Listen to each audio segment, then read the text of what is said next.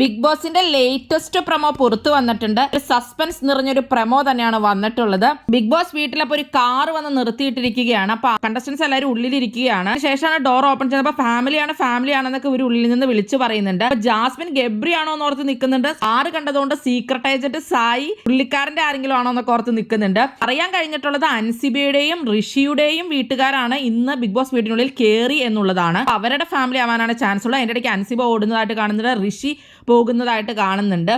എല്ലാവരും മൊത്തത്തിൽ വണ്ടടിച്ച് നിൽക്കുവാണ്. ആരുടെ ആണെന്നുള്ളത് അവർക്ക് അറിയില്ല. പിന്നെ ഫാമിലി വീക്ക് അവരൊട്ടും പ്രതീക്ഷിക്കുന്നില്ല ഇത്ര നേരത്തെ തന്നെ. ഫാമിലി വീക്കൊക്കെ അവസാന ആഴ്ചയിൽ അവർ പ്രതീക്ഷിച്ചിട്ടുണ്ടായിരുന്നുള്ളൂ. അപ്പോൾ എല്ലാവർക്കും ഭയങ്കര സർപ്രൈസ് ആണിത്. അത് മാത്രമല്ല, ശരിക്കും ബിഗ് ബോസ് ഈ പ്രാവശ്യം കഴിഞ്ഞ പ്രാവശ്യത്തെ പോലെ ഒന്നുമല്ല, ഒരുപാട് നേരത്തെയാണ് ഫാമിലി വീക്ക് വെച്ചിരിക്കുന്നത്. എന്തൊക്കെയോ പ്ലാനുകൾ ബിഗ് ബോസിന് ഉണ്ടാകുമായിരിക്കും നേരത്തെ എന്തെങ്കിലും ഫാമിലി വീക്ക് വെക്കുന്നതിന്റെ പുറകില്.